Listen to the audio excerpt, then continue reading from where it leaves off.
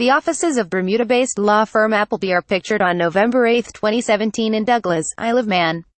The Isle of Man is a low-tax British Crown Dependency with a population of just 85,000, located in the Irish Sea off the west coast England. Recent revelations in the Paradise Papers have linked the island to tax loopholes being used by Apple and Nike, as well as celebrities such as Formula One champion Lewis Hamilton. Photo Matt Cardy. Getty Images. Janine. Jackson. Establishment media cover poverty sometimes in a compassionate and compelling way. And they cover wealth and the rich, sometimes in a thoughtful and critical way. When the discussion called for is about the relationship between the two, the limits of media's spotlight approach are salient. Such a case may be presented by the Paradise Papers, a trove of some 13 million documents leaked to German newspaper Süddeutsche Zeitung and then shared with the International Consortium of Investigative Journalists, that describes various tax hiding and avoidance schemes used by politicians and celebrities, along with corporations. Stories like the New York Times Paradise Papers shine light on where the elite keep their money, make it all seem pretty dog bitesman. We read cases like that of Twitter investor Yuri Milner, who used money from a Russian state-controlled bank, or the hedge funder who hid money somehow in Bermuda. But without serious interrogation of the impacts, it comes off a bit like profiles of people who are richer than you and also smarter, especially as so much coverage seems to pivot on the fact that these activities are not illegal. So what's the next step on disclosures like these? How do we move them from journalistic feat to drivers of real change, and what sorts of changes do they suggest are necessary? Joining us now to discuss the Paradise Papers is investigative economist James Henry.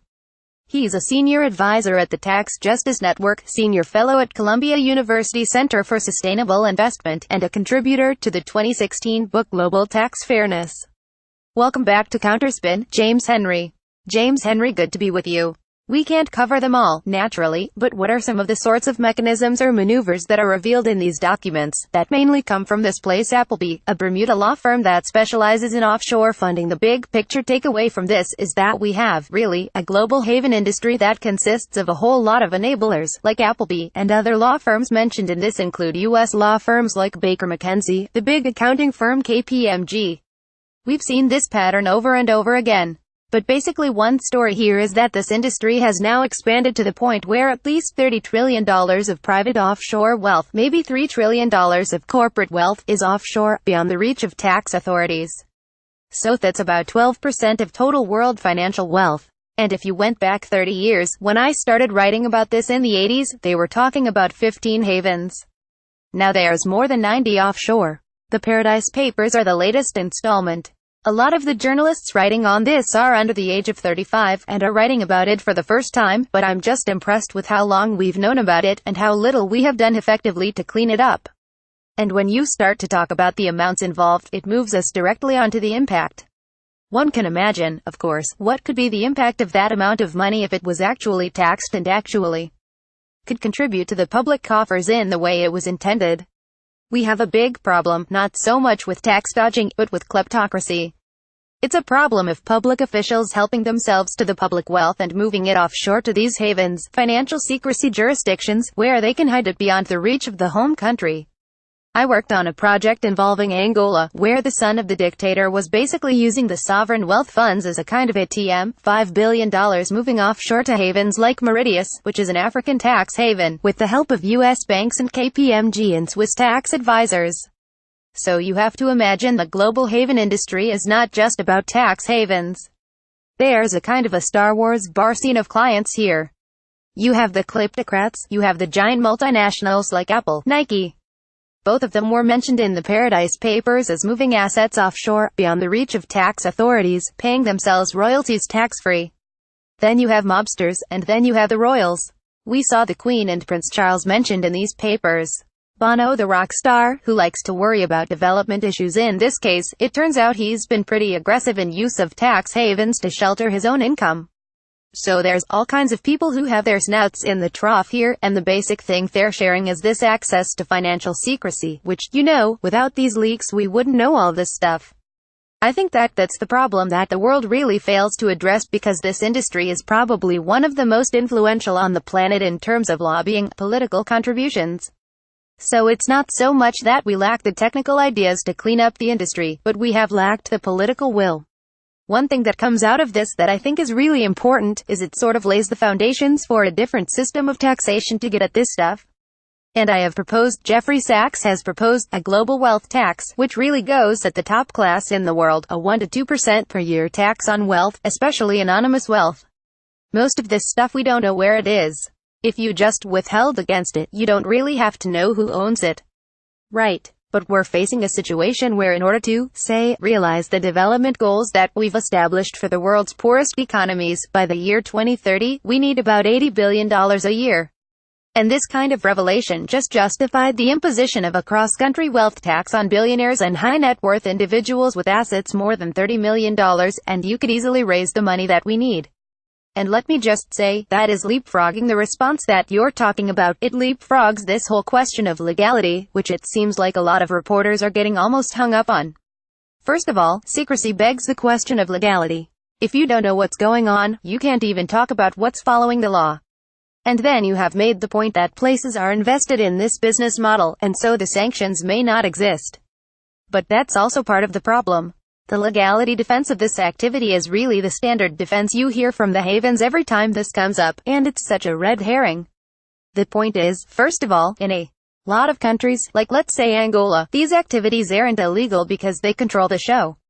Secondly, in the first world countries, like the United States and the UK and Switzerland, where a lot of this money ends up ultimately, they have devised very complicated legal structures.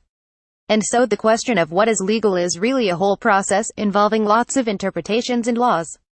Even if you knew what these people were up to, it would be hard to pronounce. The way it works in an accounting firm like KPMG is they say what's legal, we define it as tax structure that has a 50% chance of surviving an audit. So it comes down to a kind of probability distribution. There is no bright line between legal and illegal. But that's just a standard kind of response. The real point is this stuff should be illegal. Whether it is or not is a question for thousands of lawyers. Let me just take you back to the big picture for a moment, because I find myself, my frustration in reading some of the coverage comes from the other media that I know exists out there, the media climate, which propagates this view that basically poor people take from the state, and rich people don't rely on the state and therefore owe nothing to it. There's an ideological problem here that these bombshells don't seem to break through. Well, that's right. The problem really is a political one, where have to educate people about what's going on. I mean, many of the largest fortunes on the planet derive from state activity, have benefited from it in many, many ways. These people have enormous amounts of, representation without taxation. So they really want to control the political system, and influence it directly on a host of policy issues that are favorable to them. But on the tax side, they really want us to go back to the Middle Ages, when we had peasants pay all the taxes and the landlords and the feudal lords paying nothing. I don't think that's a recipe for a healthy democracy. The United States was at the forefront of designing and defending a progressive tax system, and the current trends are in the opposite. We're going to end up with middle class and the poor paying all the taxes, and the wealthy just taking advantage of globalization to offshore their wealth. It seems a good point to mention, I had left it out, but the same CNBC analyst who had told us that Trump's tax plan is the farthest thing possible from a plan for the 1%, he had this to offer, and I'll just leave you with this. What's the biggest takeaway from the Paradise Papers leak? America needs tax cuts now. Well, that's ridiculous. That's absolutely false. Historically, we've had 30-40 years of tax cuts. The corporate tax has been chopped again and again. Also on the individual side, we've been engaged in a race to the bottom with other countries around the planet.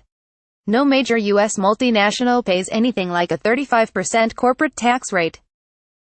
Apple's average tax rate is less than 5%, because they take advantage of the offshoring that they're already able to do. And the average effective rate for corporations, including small business, in the country is about 12% right now, after all the tax breaks. Furthermore, these companies are the most powerful and most successful in the world. They're at an all-time high in terms of stock market valuation and corporate profits as a share of national income. So it's just ludicrous to propose that the United States somehow is suffering. What we would suffer from would be a gigantic inflated deficit if this tax bill were passed, on the order of $2 trillion, which, I thought the Republicans were opposed to that. but it would be an immediate $800 billion gift to the top 100 companies on the planet that have stashed $2.6 trillion offshore, because the first stage of it would give them a 5 to 10% tax rate on any of that they rebated, without conditions. And so that would be a huge payday for them. We've been speaking with James Henry. He's a senior fellow at Columbia University Center for Sustainable Investment, a global justice fellow at Yale University, and senior advisor at the Tax Justice Network. James Henry, thank you so much for joining us this week on Counterspin. You're very welcome.